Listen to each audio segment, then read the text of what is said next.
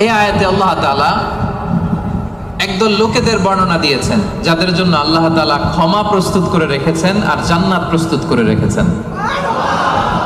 প্রস্তুত করে রাখছে কে? 10 শ্রেণীর লোকদের জন্য, যাদের মধ্যে 10টা কোয়ালিটি আছে, তাদের জন্য আল্লাহ তাআলা ক্ষমা রেখেছেন আর আজরান আযীমা, মহা প্রতিদান রেখেছেন। এখন ওই 10 শ্রেণীর লোক আমরা হতে চাই কি চাই না? সবাই চান? এই 10টা অ্যাট্রিবিউট, 10টা বৈশিষ্ট্য যাদের জন্য আল্লাহ তাআলা ক্ষমা প্রস্তুত রেখেছেন, যাদের জন্য আল্লাহ তাআলা আজরান আযীমা, মহা প্রতিদান রেখেছেন, ওই 10 শ্রেণীর লোক হতে আমরা চাই কি চাই না? চাই। তাহলে মনোযোগ দিয়ে শুনুন। সূরাতুল আহজাবে আল্লাহ তাআলা 35 নম্বর আয়াতে 10 শ্রেণীর লোকের কথা বলেছেন, তাদের জন্য আল্লাহ ক্ষমা রেখেছেন মহা প্রতিদান। শুরুতে আমরা এই আয়াতের শানে নুজুল জানবো, কোন প্রেক্ষাপটে এই আয়াতটা নাযিল হয়েছে। বিষ্ণু ঈসা ইসলামের স্ত্রী উম্মে সালামা রাদিয়াল্লাহু তাআলা আনহা, উনি বলেন, ইয়া রাসূলুল্লাহ, আর-রিজালু ইউযকারুনা ফিল কুরআন ওয়ান নিসাউ লা ইউযকারনা। হে আল্লাহর নবী, কোরআনে পুরুষদের কথা অনেক বেশি বলা হয়, সাথে সাথে নারীদের কথা বলা হয় না কেন? নারীদের অভিযোগ আছে না নাই? এক বর্ণনা এসেছে আম্মাজান উম্মে সালামা রাদিয়াল্লাহু তাআলা আনহা, আরেক বর্ণনা এসেছে আরেকজন নারী। তারা এসে বললেন, ইয়া রাসূলুল্লাহ, ইয়া হাবিবাল্লাহ, আর-রিজালু ইউযকারুনা ফিল কুরআন ওয়ান নিসাউ লা ইউযকারনা।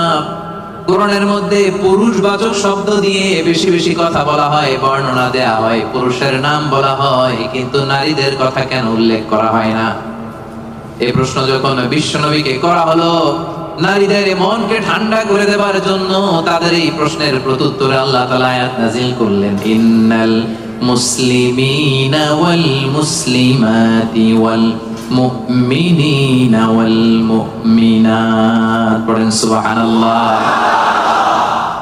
এই আয়াতের প্রেক্ষাপটে নারীদেরকে খুশি করে দেওয়ার জন্য আল্লাহ তাআলা নাযিল করলেন, ইন্নাল মুসলিমিনা ওয়াল মুসলিমাত ওয়াল মুমিনিনা ওয়াল মুমিনাত। মানে মুসলিম নর এবং নারী, মুমিন নর এবং নারী, বিশ্বাসী নর এবং নারী। শুধু মুমিনিন, আল মুমিনিন বললে এর মধ্যে পুরুষ এবং নারী আছে না নাই?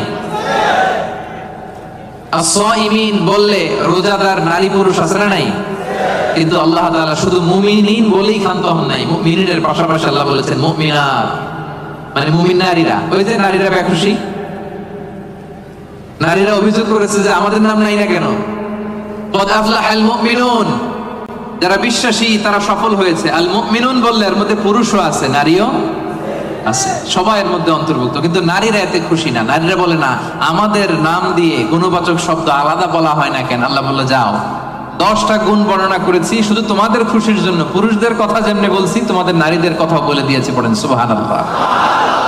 এজন্য আল্লাহ বললেন, ইন্নাল মুসলিমিনা ওয়াল মুসলিমাত, মুসলিম নর ও নারী, মুমিনিন ওয়াল মুমিনাত, বিশ্বাসী নর ও নারী, কানিতিন কানিতাত, অনুগত নর নারী, সাদিকিন সাদিকাত, সত্যবাদী নর এবং নারী, সাবিরিন সাবিরাত, ধৈর্য ধারণকারী নর এবং নারী, খাশিঈন খাশিআত, বিনীত নর এবং নারী, মুতাসাদ্দিকিন মুতাসাদ্দিকাত, দানশীল নর এবং নারী, সাইমিন সাইমাত, রোজা পালনকারী, সিয়াম পালনকারী নর এবং নারী, হাফিযিনা ফুরুজাহুম হাফিজাত, লজ্জাস্থান হেফাজত করে এরকম নর এবং নারী, যাকিরিন যাকিরাত, জিকিরকারী নর এবং নারী, তাদের জন্য আমি আল্লাহ প্রস্তুত করে রেখেছি ক্ষমা। তাদের